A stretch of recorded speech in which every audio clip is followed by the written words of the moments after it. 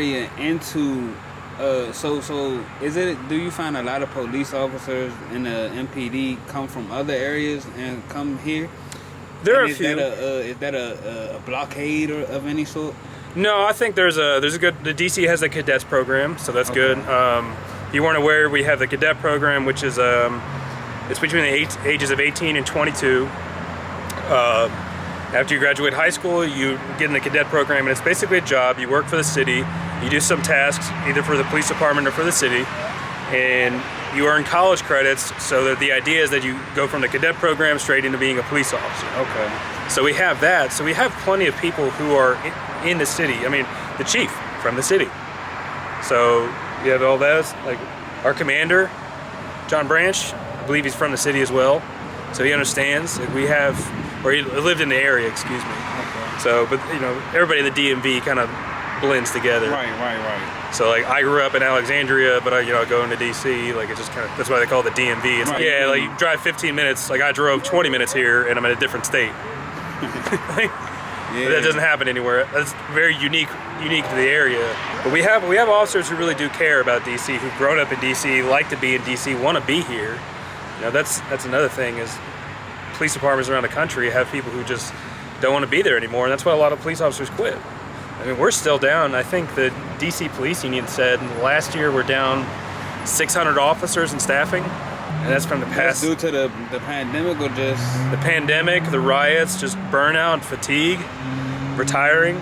I want to say 600. I might be wrong in the number, but I believe that was the last number, or somewhere to that effect. But even over 200, 300, it's still a lot. It is.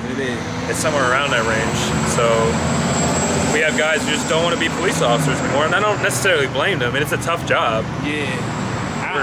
And that's another thing. Can you touch on the job part of it? We have several different jobs. We're not just arbiters of peace, so we're not just peacekeeping, making sure with the presence just averts violence or keeps people from hurting each other. Keeping people from hurting each other, they're just by us being there. But we also, we also do traffic control. We have all the response to the crashes. There's domestic violence.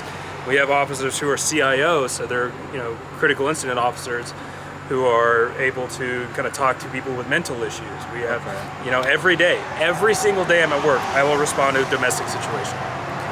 In the entire time I've been working, every time I've been working, there has been a domestic situation. There has never not been a disturbance call.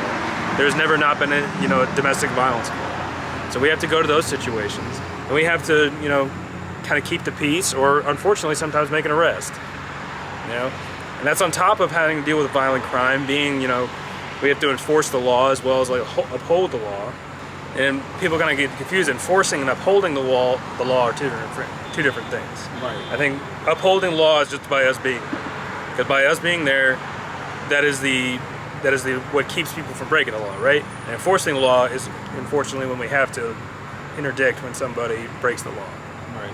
So we have to wear these different hats, and we have to not only be serving the community, but serve the government, serve the interests of the people, but serve the interests of the DC government. And sometimes those will conflict. Sometimes they're always not coinciding, but that's our job. That is our job as police officers. So we have to walk a very fine line most days of where we are and what we're doing.